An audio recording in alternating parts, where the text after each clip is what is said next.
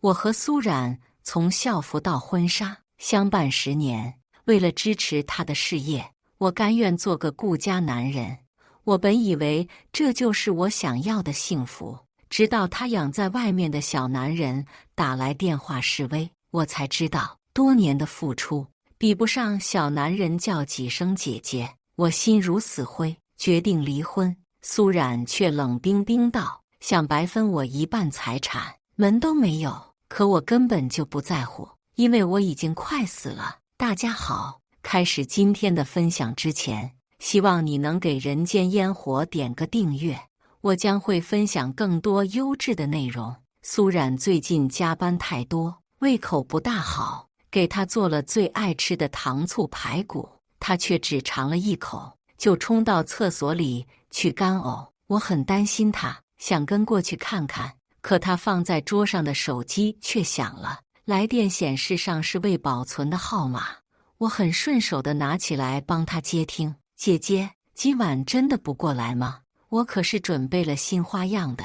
没等我听完那句话，苏冉从背后突然抢过手机，有些愠怒地责怪我：谁让你碰我手机了？我呆愣在当场。从认识到结婚，我跟苏冉一起走过10年的岁月，我自以为足够了解她，所以信任她，从未主动查看过她的手机。没想到只是帮她接个电话，却换来她这么大的反应。苏冉自觉刚才有些紧张过度，立刻调整情绪，脸色放缓，向我解释道：公司里新来的实习生，有事没事就爱打电话问我。哦，实习生跟前辈说话都喜欢用气泡音吗？还说什么新花样？苏冉有些语塞，强行辩解说，他一个00后小屁孩，平时开玩笑都是这样没大没小的，你别多想。什么新花样啊？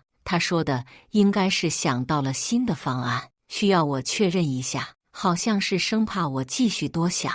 他又对着电话那头骂骂咧咧了几句，对面挂断后，他像往常一样俏皮地钻入我怀中，然后嘟着嘴问我：吃醋了？快30岁的大男人了，还跟一个小孩计较？怎么会？我言不由衷。苏冉平时最在意自己的年龄，之前一个发传单的大学生叫她声阿姨，她都能不高兴一整天，现在却为了跟电话那头的人撇清关系，一个劲地叫对方小孩。她极力掩饰的样子破绽百出，大概是有些心虚。苏冉这段时间都不在加班，陪着我一起去逛超市，一起去公园散步遛狗，就像刚结婚时那样，只是他常常会看着手机失神，一脸甜蜜。我本不想深究，毕竟剩下的时间不多，只想糊涂而快乐地度过。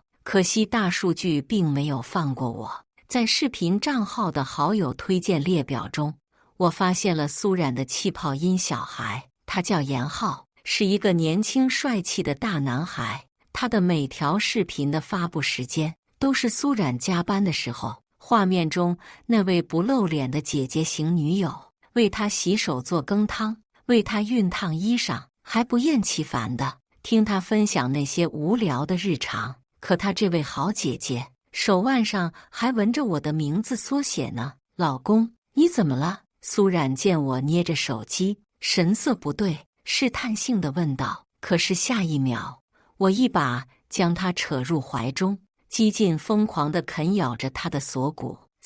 好疼！谢怀，你快停下！我不理会他的捶打，一个翻身就将他压倒。此刻的我只想报复性的给他身体重新烙上我的印记。啪的一声，苏冉的巴掌将我理智带回，耳边嗡嗡作响。我捂着右脸，眼眶逐渐泛红。他以为是刚才扇得太用力，赶紧坐起来缓和气氛。对不起呀，老公，你刚才好吓人，我不自觉的就……哎呀，总之我不是不想，是最近身体有些不舒服，那种事等下个月再说吧。还下个月？苏冉大概已经忘了，我们上一次距离现在已经有将近半年了。和她小男朋友上传第一条视频账号的时间差不多。我沉默不语，苏冉还想再安抚几句，电话却在此时响起。她故作镇定地看我一眼，然后自然地走到窗边接听。别担心，我马上就过来。老公，我出去一趟，公司有点事。我直视着他的双眼，问道：是上次那个实习生？苏冉顿了一下，立即解释说：小年轻嘛，很多事情搞不定，就想着求助，那就把他开了吧，这么没用留着干嘛？苏冉没想到我会这样说。谢怀，我们谁年轻时没犯过错？你什么时候变得这么不近人情的？得了，为了他的小男人，连老公都懒得叫。苏冉头也不回地离开了。门关上的那一刻，屋子里陷入一片死寂。漆黑的客厅里，只有一条哑巴狗陪着我。7年前，我和苏冉去领证的路上，捡到了这条杂种狗。苏冉说她流浪的前半生太苦了，就给她起名叫糖豆，以后就当我们儿子养。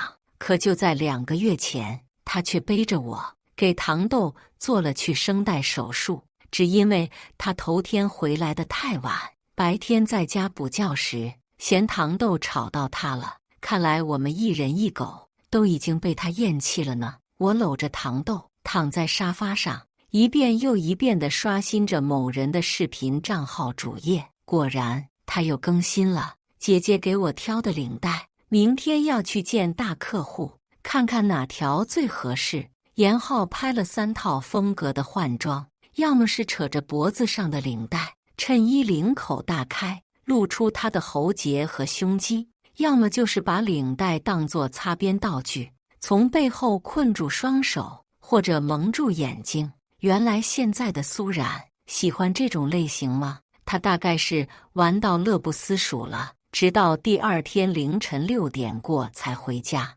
看到我竟然坐在客厅里等他，有些错愕。你昨晚没睡？那个，我怕你昨天还没消气，就在闺蜜家凑合了一晚。苏冉还在继续编着谎话，可我不想再陪她演下去，面无表情的将一支验孕棒扔到他面前。解释一下吧，结婚时苏冉说要丁克，我就配合她去做了结扎。她这孩子是谁的，不言而喻，你都知道了。1个星期前，我出门时顺手带走了门口的垃圾，若不是垃圾袋底部破了个洞，这东西也不会碰巧被我发现。原本想着我反正快死了，他和严浩只要不嗅到我面前，也没必要戳穿。可苏冉为了那个小男人，一次次把我当傻子玩弄，忍无可忍。他慌乱中还想狡辩：老公，就算结扎了，也不是绝对。够了，我打断他，你还记得我们上次是什么时候吗？苏冉神情一阵恍惚后，面色露出难以掩饰的尴尬。他自知很难圆过去了，终于摊牌：是我后悔了，不行吗？结婚那会儿，咱俩月收入加起来不到1万块，哪里养得起孩子？我是体谅你压力大，才决定丁克的。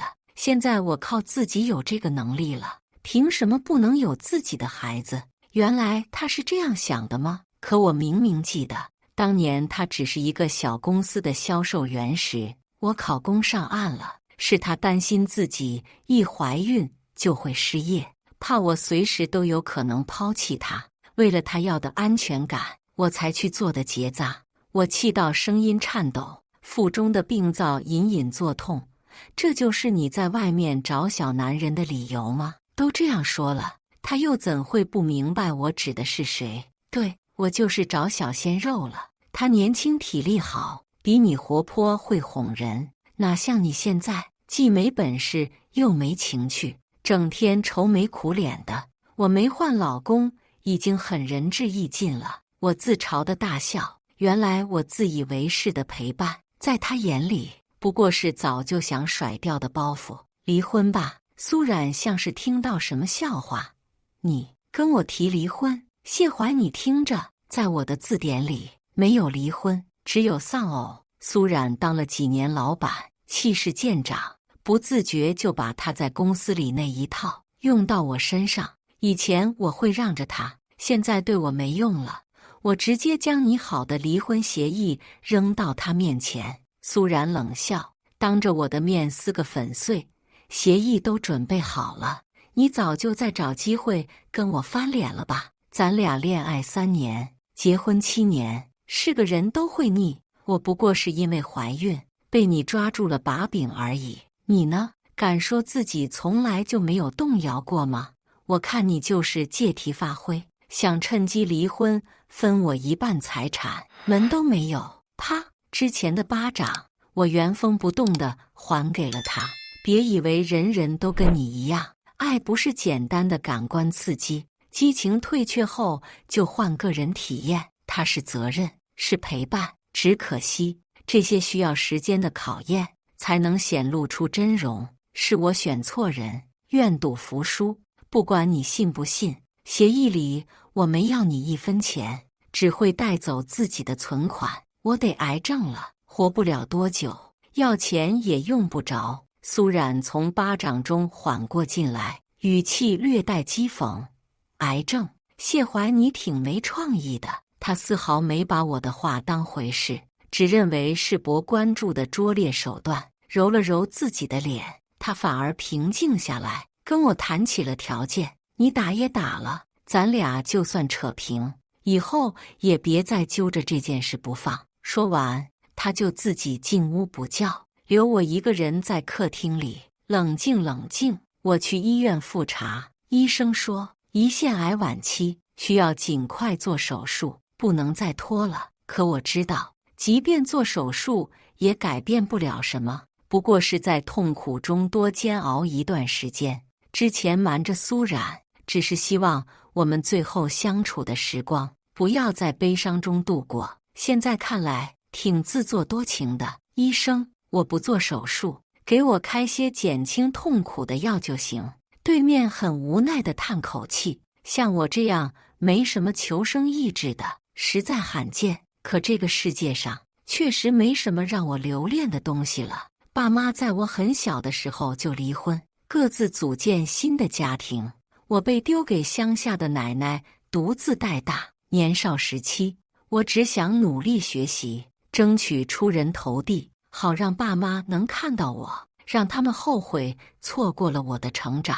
所以遇见苏冉之前，我也曾是别人眼中的高冷学神。可他主动倒追我，不仅在手腕上纹了我的名字，还经常溜进男生宿舍，又是送吃的，又是打扫卫生。热情大胆的性格，就像冬日的暖阳，融化了我的保护罩。我有强烈的欲望，想和他拥有一个家。于是我放弃了出国进修的机会，选择考公上岸，留在他家乡的城市。没想到一梦10年，终是幻影。刚刚走出医院，苏冉的妈妈就给我打来电话：“小谢啊，今晚和冉冉一起回家吧，妈想你们了。”岳父岳母是很和善的人，平时也待我不薄。尽管我和苏冉再怎么不愉快，二老的面子还是要给的。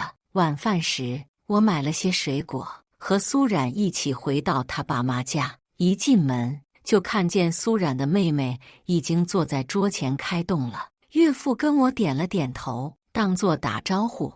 岳母轻轻打了下小姨子的手，责怪她道：“没大没小的，你姐夫来了，也不知道招呼一下。”小姨子瞄我一眼，无所谓地说：“有什么好招呼的？不就是个靠我姐的软饭男吗？”软饭男，原来苏家人是这样看我的吗？这轻描淡写的一句话，绝不会是小姨子一个人的突发奇想。和苏冉刚结婚那会儿，他全家都挤在一个70多平的老破小里，是典型的底层小市民。女儿能带个公务员女婿回家，他们恨不得昭告整栋楼的邻居。平时但凡要办点什么事，都想找我托关系。小姨子当时还在读初中，中考分数不理想，也是我费了些心思，才让她进入全市最好的高中。没想到才几年时间，就翻脸不认人了。岳母佯装生气，不痛不痒地说了小姨子几句，随后就招呼我们入座。她唱着红脸，热情地给我夹菜，嘘寒问暖；岳父则唱着白脸，在饭桌上敲打起我来。小谢，你已经不是意气用事的年纪了，要懂得权衡利弊。看来苏家人都知道我想离婚了，有意思，我倒要听听这其中是怎么个利弊。岳父摆足了教我做事的姿态，抿了一口白酒，指责我道：“你这孩子，不知道冉冉现在的身份，离婚对他事业的冲击有多大吗？呵呵，网红嘛，人设崩塌的影响，我当然知道。这些年，苏冉从一个业余的美妆博主，逐渐成为带货界的头部网红，倒也不是她化妆技巧有多好，推荐的产品有多优质，主要还是靠营销我们的爱情。一开始，苏冉只是在拍化妆视频时，偶尔提到我们的恋爱经历，没想到网友爱听，就一发不可收拾了。苏冉借此立住人设，成为勇敢追爱、终获幸福的励志女主。后来又进阶为集美们的情感导师，一边化妆一边大聊如何掌控男人，甚至还让我配合他拍了些服从性测试的小段子。这样的他，若是让人知道出轨、离婚，基本就凉了。既然怕影响不好，就不要去做，做了就得承担后果。听我这么说，岳父有些不悦，将手中的筷子重重地拍在桌上。谢怀，做人不是你这样的，要以大局为重。你现在过得那么滋润，还不是靠的冉冉？搞垮他对你有什么好处？何况你也没办法给他一个孩子，他去找别人帮忙，生出来还是记在你名下，以后也有人给你养老，你还有什么不满足的？几句话就图穷匕现，亏我以前还觉得岳丈家对我不错，现在看来不过是盲目爱着苏冉时的滤镜罢了。先让你不育，再让你喜当爹，这种好事给你要不要？你岳父指着我，还想扑我，我也不再惯着谁，直接打断他，继续输出。先不说苏冉火了之后，他赚的钱没给我花过一笔，就连我自己的工资卡也是结婚后就一直由他保管，谁欠谁还难说呢。还有你们现在这套房子，5年前买的，那时候苏冉还没开始拍视频呢，你们小女儿也才高中，首付钱哪来的还用说吗？说我占苏冉的便宜，吃她的软饭，哪来那么大的脸？岳父被我说的当场红温了，苏冉这才出声拉偏架：谢怀，你够了，怎么跟我爸说话的？我看向他，冷笑一声：实话实说而已。受不了了，我还没说完呢。苏冉，你起号时那些100万点赞的视频，哪一条不是我配合着你拍的？还有你那公司，也是我动用自己的人脉，帮你避坑排患，理顺流程，才搭建出框架。就凭你现在这样对我，换成别人早就扒你一层皮了。你怎么好意思联合你这一家子来教我做人？真要把道理掰扯清楚，苏冉只会被钉在耻辱柱上。他想不出反驳我的话，憋了好久才蹦出一句：谢怀，我没想到你是这样斤斤计较的人。岳父看到自己女儿落了下风，赶紧捂着胸口大喘气。哎呦哎呦，我的心脏，这老登还挺能演。苏家人心领神会，全都簇拥着岳父浩浩荡荡地去医院了。我一个人坐在餐桌边，慢悠悠地吃完那顿晚餐，才打车去医院。身体上的病症越来越严重，也许再过段时间，再也无法像这样好好吃饭。所以现在每一个活着的体验，都比面对那些烂人重要。当我走到病房外时，正好听见苏家人的对话。岳父唉声叹气地埋怨苏冉：你这孩子咋就这么不小心，让他给发现了呢？明明说好的再过段时间，你肚子藏不住了，就假装出国进修一段时间，等孩子生出来了，我们再骗他抱养。你这一露馅，计划全乱了。岳母也在一边附和道：是啊，孩子需要个好爸爸教养，谢怀是最合适的人选，比那个只长肌肉不长脑子的严浩好。你回去放低姿态，好好安抚他一阵。男人嘛，要的就是一个面子，我就不信他真舍得你们这么多年的婚姻。呵呵，这一家子真是好算计呢。看来他们早就知道严浩的事了，只瞒着我一个人，拿我当牛马。我若不是将死之人，或许还真舍不得那些沉没成本。听完这些，我觉得也没必要再进去了，转身离开。走到电梯口时，恰好碰见我的主治医生。谢先生，是身体又不舒服了吗？他没有穿白大褂，应该是刚刚换完衣服，准备下班了。我刚想解释一句，背后却传来苏冉的声音：老公，他是谁呀？这是李医生。我的，哎呀，爸刚刚好一点，吵着要你过去呢。苏冉急着宣示主权，根本就不听我把话说完。李医生却叫住了他：这位家属，病人现在的情况需要好好休养，你们作为家里人，要多关心一下病人的心理状态。苏冉以为说的是他爸，很无所谓地回了句：老毛病了，用不着你操心。说完便拉着我快步离开。谢怀，长本事了，背着我勾搭人家漂亮女医生，是想报复我。苏冉现在的思维方式只会以自我为中心，让我觉得好笑。也可能她原本就这样，是我现在才看透。大学追我那会儿，苏冉的方式就是不顾他人死活的自我感动，自顾自地纹上我的名字，自作主张地溜进男生寝室献殷勤。可笑我从小缺爱，偏偏就吃这一套，咬了他的饵，成为玻璃缸里被圈养的那条傻鱼。我甩开他的手，想多了，你不值得。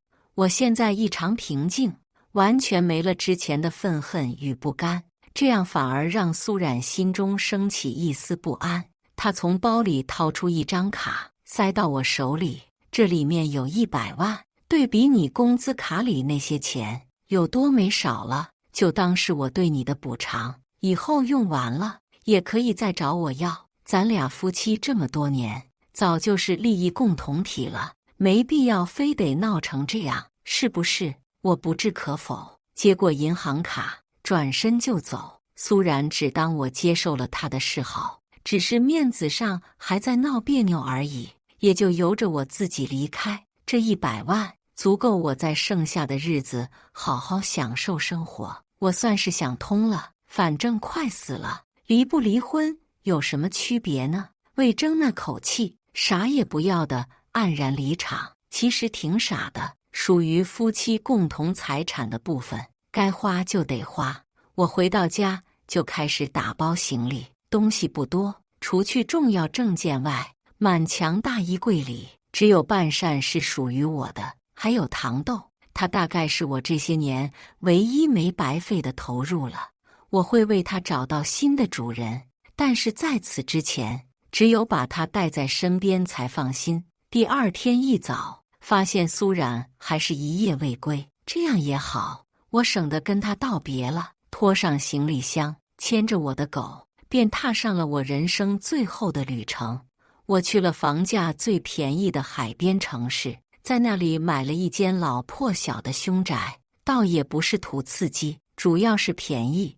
无论是租房还是住酒店，死在别人的地盘，总归是不厚道。这种房子就很好，就算死在家里，也不影响他2次销售，说不定能提前认识一些下边的朋友，以后过去了也有个关照呢。邻居家是一对经营小吃摊的夫妇，带着一个8岁大的儿子，那小孩和糖豆一见如故，经常往我家串门。邻居夫妇也是乐见于此，平时摆摊很忙，根本就没时间管他。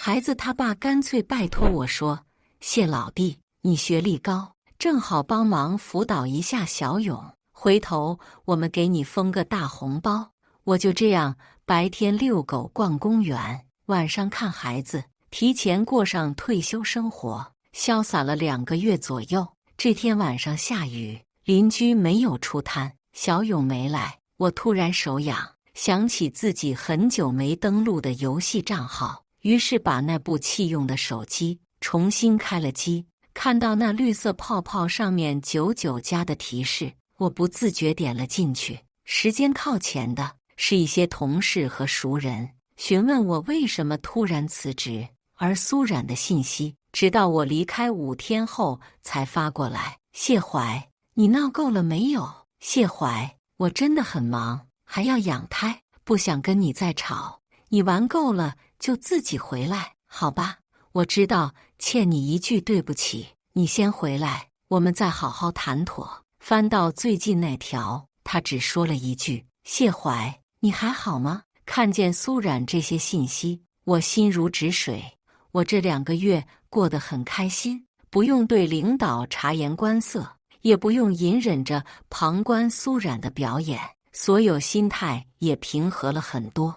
我像对待一个普通朋友一般，回复了他最后一条微信：“我很好，倒是你能走到今天不容易，且行且珍惜吧。”没想到他秒回了：“你在哪？”我不再回应，重新按下了关机。游戏账号已经成功改绑了新号，其他的东西都不要了。我直接将旧手机扔进垃圾桶。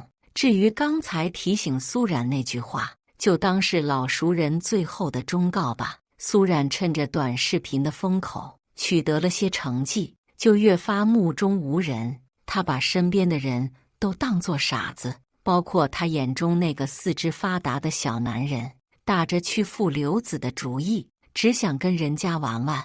但对方显然所图不小，那个严浩住着他买的房，穿着他送的潮牌，把自己打造成一个富二代的人设。目前在视频账号上已经积累了10几万粉丝，如此程度足以撬动苏冉这个重量级。不出所料，没过多久，苏冉就和严浩开撕了。起因是严浩的粉丝在他早期的视频里眼尖地发现了苏冉手上的纹身，然后很多人冲到苏冉的视频底下评论，质问他是怎么回事。严浩故意不澄清，也不删除那些视频，就等着跟他谈条件。这个时候，如果苏冉能收起傲慢，舍得多花些钱摆平，事情不至于进一步发展。可他笃定了严浩不敢公开，直接在直播间否认了2人的关系，甚至还甩锅给严浩说他就是一个恶趣味的粉丝，为了特殊癖好就让女朋友模仿我，连我的纹身都复刻了。至于我本人和我老公夫妻关系很好，并且已经怀孕6个月了，希望大家不信谣不传谣，别被黑子带节奏。苏冉这一席话引得粉丝里那些集美们立即调转枪头，网暴严浩，说他是下头男，想红想疯了，什么热度都蹭。严浩私下找他沟通，直接狮子大开口，扬言说不给够封口费就要曝光这段关系。苏冉则是用孩子做筹码，认为搞垮了他，2人的孩子将来也不好过。严浩总归是投鼠忌器的，因此死不松口，只想逼严浩认下这哑巴亏。结果对方根本就不在乎那个孩子，直接撕破脸，在网上甩出了一系列2人交往的证据，有开房记录，有苏冉事后熟睡中的照片，以及调情时的那些土味情话。苏冉2天之内掉粉100万，压力激发潜能，终于让他找到了我现在的住处。老公，你快开门啊，跟我回家吧。邻居夫妇准备出摊，路过我门口时，正好看见了焦急拍门的苏冉。嘿，你不是那个热搜上的网红吗？小勇妈平时也会刷视频账号，很快就认出他来。苏冉见到对方是邻居，立刻上前问道：“大姐，你认识住这里的人吗？他是我老公，我找他有急事。”原来小谢就是你那冤老公。小勇妈很惊讶，刚想再说几句，苏冉却尖叫出声。她脚腕上突然被狗咬了一口。哎呀，小勇怎么不看着糖豆啊？小勇妈对着孩子呵斥道，转身又向苏冉连连道歉，实在不好意思，这狗以前从来不咬人的。苏冉在看到是糖豆的那一刻就已经不生气了，心中反而多出一丝酸楚。小勇慢吞吞地过来，把狗抱开，然后盯着苏冉骂了一句坏女人，转身就跑开了。小勇妈再次道歉，小孩子口无遮拦，你别介意，如果你要找小谢的话，只能去市医院了。苏冉再见我时，已经是在医院的重症室里，他给我那100万，大多数都用在这段时间维持生命体征了。如果他没有找来，我拔管也就这几天的事。我昏倒前的最后一刻，来不及和邻居说清楚家里的情况，本来留了张纸条，让他们别给我医治了，拿那些钱帮我挑块风水宝地，结果纸条让糖豆给霍了。好心的邻居就一直让医生给我吊着口气，想办法帮我联系家人。苏冉看到这一幕，仿佛失去了行动能力一般，僵直地定在原地。恍惚中，他终于想起，我早就跟他提过癌症的事。缓过劲后，他亦步亦趋地走到我床边，握住我满是针眼的手，这才开始啜泣。谢怀，这一定不是真的，你在赌气骗我，对不对？求你了，睁开眼看看我，我真的知道错了。我飘在半空中，看着这一幕，其实挺无语的。从昏迷不醒的那天起，我就以灵魂的状态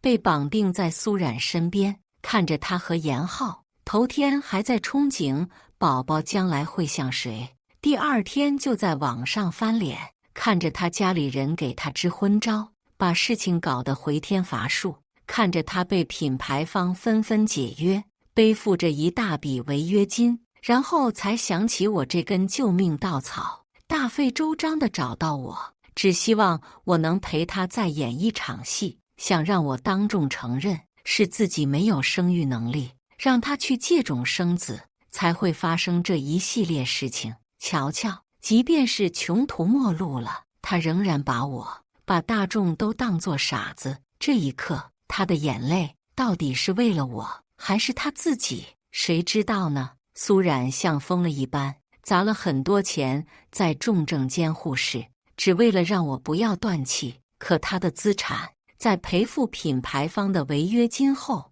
已经所剩无几。苏家人卖掉他们的最后一处房产后，无家可归，一家4口只好搬进我买来等死的那套老破小中，回到了他们10年前的状态。而严浩却因为和苏冉这位大网红的劲爆关系，黑红上位，一下子吸粉了很多目的不纯的男性，开始直播卖课。家人们3句话说服开兰博基尼的富婆，让她为我花钱，想看我实操的，点亮粉丝灯牌。严浩按照剧本跟扮富婆的大姐使了个眼色，刚准备上去装逼，就被后边突然冲出来的孕妇一刀刺中了后腰。严浩，去死吧，我什么都没了，这一切都怪你，都怪你。苏冉大着肚子准备举刀再刺，可严浩这次有了防备，岂会让他再次得手？他抬起一脚，猛踢在苏冉的肚子上，后者一个屁股蹲跌倒在地，孕妇装的裙摆下瞬间流出潺潺血水。严浩被送到医院后，摘除了一只腰子，直播间也因为严重违规被永久封禁了。苏冉也挺惨，孩子没保住，为了活命还不得不切除子宫。我无聊地跟了他那么久，以为自己真的已经看淡一切，没想到看见这一幕，心中仍然不自觉地生出一丝快意。下一秒，我感到灵魂轻飘飘的，眼前场景突然变换，回到了重症监护室。低声过后，耳边传来医生的叹息：病人已无生命体征，死亡时间。以上就是今天分享的故事。大家有什么想说的、想吐槽的，欢迎在下方评论交流。也更希望能给人间烟火点个订阅，我将会分享更多优质的故事内容。